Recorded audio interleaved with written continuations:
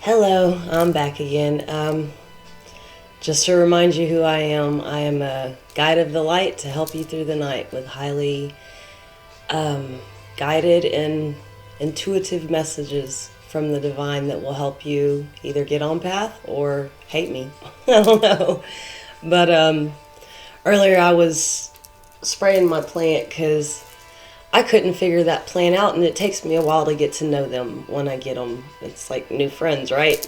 So as I was spritzing that one and giving it the humidity it likes, I noticed that my sister's cat chewed on my lucky bamboo, and I thought, no, that cat, that darn cat. But anyways, I had to pull off some dead on there, on the leaf. And it made me realize as I was doing it, because I was saying, I'm sorry, you'll feel better when I do this. I talk to my plants. But it made me realize that you have to get rid of the dead, or that portion that is dead will continue to try to draw life from what is living. And it's necessary, to cut that off, or it will leach the plant to death with no purpose because it's not living anymore. And that, of course, made me start thinking about the process of how we function in life and choices I've battled with myself, of don't drink, don't smoke weed. And I'm not saying if you do, there's something wrong with you. I did since I was 15 years old. So it came to a point where this season that we just have been going through, the Mercury retrograde, helped me to realize what's toxic about me. And those were things that I have battled with. Drinking has been a number one thing, because when I would get upset, I'd go to drink. When I was feeling happy and wanted to celebrate, I'd go to drink. When I just was bored, I'd drink. And not to say I was an alcoholic. I wasn't going around just like, wah, balls to the wall. But it would alter my mental state, the physiology of my body, right? And the same with smoking weed. I smoked a bowl every night since, I don't know, the last 2 years. Because I had excused myself saying, well, my joints hurt and I can't sleep, I have insomnia and all these other things. And Spirit told me to detoxify. Put it down. You don't need it. That's what, all of it. Even down to the overthinking, the anxiety, the battle with depression, the things that keep me stuck from finding my true path. And I know if you're going through a battle, it's hard. And you will decide when the time is right for you, if it's something that you're worth battling. Because we can go around warring and creating that death. And I look over there because my plants are over there. But that death that's going to leach the life out of us. Because when you can't sit and process those emotions, when you can't allow yourself to feel that pain, it's not going to go away, and you're going to keep trying however you do it. Some people are more extreme than that. I won't even illustrate that because we know that.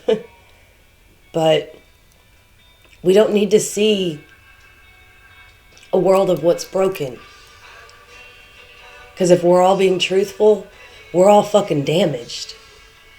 And I'm going to keep saying this so everyone realizes we all go through shit. It's not easy. But that's one thing that wasn't promised. An easy life. If it were easy, it wouldn't be worth living, honestly. It would be boring and mundane. So when we can get real with ourselves and say, okay, this is what's dead inside of me. And at one point it was my heart.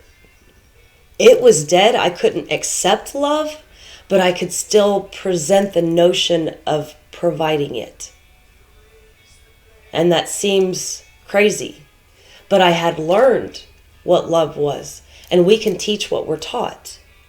But the thing is, when we're teaching what we're taught and it's not from a true place, we start to misconstrue the lesson. And it begins to affect how the next generation is going to enter the world. How they're going to present their case, let's say, of why it's okay to have war, why it's okay to bully one another, why it's okay, I hurt so you should feel it too. And like I said, working with children has been the biggest lesson for me. I've raised my children, but I've guided them. I didn't have to deal with behaviors that I didn't allow. But at the same time, by not allowing that to come out of them, that just the frustrations and the hurt and the feeling of being let down, I didn't allow them to project themselves that way. Mainly because I was an empath and it affected me. I didn't punish them for it, but I didn't necessarily acknowledge it. And I did get to a point at some turn in my life where the toxicity was so overwhelming for myself that I had to even just separate myself. And I spent a lot of time sitting in a camping chair. I can remember sitting in a camping chair on a porch we had built out of a fence somebody had taken down and gave us the wood. And I was staring at the woods and I thought, I don't want to fucking be here anymore. My kids came out, loved on me. I put on a fake smile for them. They went away. Happiness went away. And I battled really hard on giving up. And I knew at that moment, if I let the devil win, at that time I felt their father was the devil. I was dancing with the devil. And I had danced so many dances. I was exhausted. And he still wanted to tango. And I sat there and I kept working through it. They deserve two parents. They deserve two parents. And me allowing that kept tearing me down to where I almost gave up. And I was pushing so hard through my creativity. I was taking old clothes and I was upcycling. I was sewing blankets. I taught myself to knit. I was painting. I was drawing. I was cooking. I was cleaning things that were not dirty. I tried really hard to do everything but to feel that dead spot inside of me and heal it. And I remember when my grandmother died, I didn't cry. I am the one that said, she's gone, while we were all sitting in the hospital room. I went and hugged her first, and then I let everyone know. And the day that happened, my entire life changed. At that time, my son was, I think, two years old. I had moved apartments that day. I had a final in my anatomy and physiology class in college, a lab practical, had all kinds of tests. And I left the hospital and I went to school. And there was a coldness to me after that. There was a loss. And I remember saying, I wish I could just talk to her one more time. I was sitting on my balcony. And a shooting star went across the sky. And I said, I see you. Beautiful soul. And it took me probably on her 10-year anniversary of her death for me to accept that she wasn't gone. She just wasn't here. And that she was within me. And that brought a little bit of life back to me. It was like bringing out those paddles that were like, clear, boom. And it helped me realize, oh, don't let her legacy die.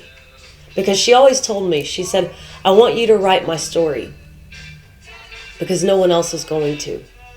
I wrote my grandmother's story. My grandmother wrote her grandmother's story to remind everybody who she was. And I will tell you, Deloise Martin was the most amazing woman I have ever met. And I'm glad that she pulses through my veins, because it's through her that I can be like, I'm a gangster of love. I'm the person that will teach you truth, just not as sweetly and kindly as she did, I guess, but the world has changed. You know, when we go into life and we are soft, nurturing, kind, loving, people take our kindness for weakness. And it's just like I have to teach these kids. I don't want to be mean. It's not who I am. I don't want to have to find a punishment for you. I don't want to see you act up and you be so unhappy. I would rather help you. So let's talk about it. And it's funny because those talks do take away the dead spots, the toxicity. Because for one, they're being seen. They're being held accountable. They're finally being heard. They're getting value placed on themselves. And the way that I handle children is the way that I try to handle everybody, even down to my plants. Because like I said, these plants teach me a lot about life. They've helped me to realize what I need to pluck to get unstuck. Because you can ruminate, you can sit, you can fester, and it will begin to bubble and boil inside of you until it either comes out in a healthily guided way, or you're punching holes in the walls, you're flipping people off on the road, you're pulling guns out. We just had an incident that went down around us that a guy was drunk and angry. Wasn't even 15 minutes down the road from me. And he killed a lot of people. Innocent people. And I'm sure it's been on the news. They caught him 3 days later. And that's the thing about when you have something that's festering inside of you, you can run and run and run and run and go around and hurt everybody. And you're not running from the authorities, but you're creating karma for yourself. Instead of having karma, focus on dharma. Dharma is your blessings. Karma is your lessons. So the more you can get to a point that you can see the truth within yourself, and it takes someone who's very open and honest, and a lot of people are not.